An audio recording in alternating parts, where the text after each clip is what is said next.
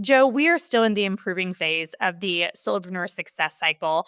And you left us with an awesome acronym in the last episode, the priority acronym that you came up with alongside your trusty companion, ChatGPT.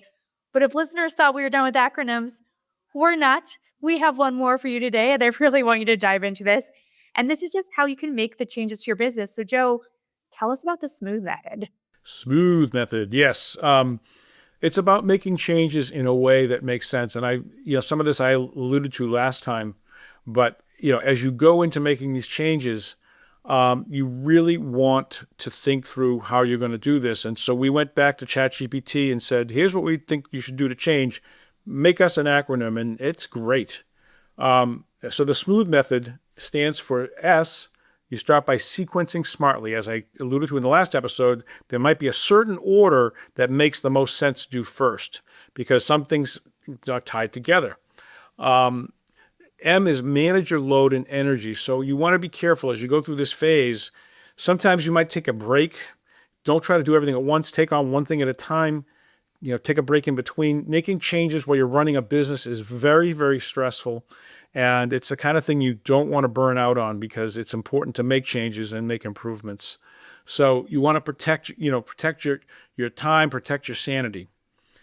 So then we've got the first O, which is open lines of communication. And this is something that, honestly, this is one that's good for me because sometimes I put my head down, start working, and the world be damned. I'm just doing my thing. And it's like, keep your customers, any partners, contractors, community, keep them in the loop of what's happening. If something's going to change, you don't want them waking up and going, what happened? And literally Microsoft, in my last startup, we woke up one day and Microsoft had made this major change to their Bing mapping system, and our app didn't work anymore. We had like hundreds and hundreds of customers, and it didn't work. And they never told us they were making the change. So then we were like scrambling. So don't be Microsoft. Just, let your customers know what's happening. Keep them in the loop. And it's okay to be transparent. Like if something, just use your humor, use your personality, use your human side to communicate that. Like I think people are afraid to be transparent, but just be you. Yeah, that's so true.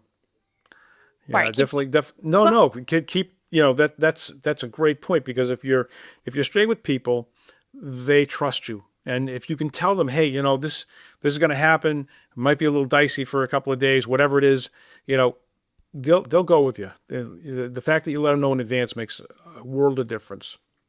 Okay, so back to the second O is own the risks before they own you, right? So that means test things. Don't just go, this will work, and then wake up and go, yeah, it didn't. You want to go in and try, test things, soft launch, see what might go wrong, and try to, check for it before you go out there and launch it to the world. Sending out an email, we always send a test email, have people look at it, right? Because worst thing in the world is that email goes out with some really bad typo. I should make a list of the terrible typo emails I've gotten over the years. It's pretty funny. Then you've got T, and that is track your success with clear metrics. Know what success looks like, right, before you start. So you want to basically say, this is what's going to happen when we're done. So I know I'm going to be successful when this is this. And I know that sounds obvious, right? But you kind of want to know when you're finished because it's pretty easy to get in there. And again, this is another one I'm great at. It's like, oh, I could do this too. But if you do that, you're going to wind up not making all the changes you planned on and probably leave out something that's important. So kind of have that goal line in place, track it, and when you get there, it's time to move on. Remind me of that, Carly, next time, okay? And lastly, H is harvest lessons and lock them in. Document, right? Reflect on what happened, how did it go, what went well, what should I do differently next time? You're seeing me talk about the things that are wrong about the way I approach things, right? And I can talk about them because I have learned those things about myself over time. And by documenting these things, you learn that lesson faster, maybe the first time instead of the third. And so this is a good process for kind of getting better at changing. So, I just, does that make sense to you, Carly? Does this all make sense? Yeah. Oh, of course. When you ran the idea by me originally, I was like, this is genius. Maybe I'm biased. Wow. Cool. Subpart genius.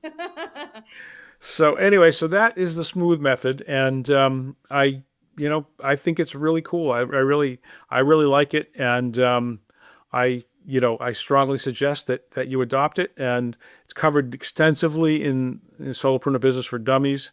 So hopefully, shameless book plug, but that's, you'll have the whole thing laid out there for you. There's downloads for worksheets and all that kind of stuff as well. Awesome. Love it. Listeners, hopefully you think Joe is as much of a genius as I think he is. I've been And called other things. perfect. We'll stick with genius. And in previous episodes, we said that we're going to start giving shout outs to people who have given us reviews on Apple Podcasts. We started in the last episode. We have another one today, and that is from the Biz Guide for Gen Experts. And this listener said, as a former professor of entrepreneurship and a serial solopreneur, I have to say that Joe and Carly are doing a great job diving into topics that are useful and actionable. This show is a wealth of knowledge and super practical. Oh, music to my Wow, ears. professor. Yes. Wow. Cool. Thank you so much. We so appreciate it. If you want us to give you a shout out in an upcoming episode, don't forget to leave that 5-star review. And as always, share this episode with a friend and subscribe on your favorite podcast platform. And we'll see you next time on The Aspiring Solopreneur.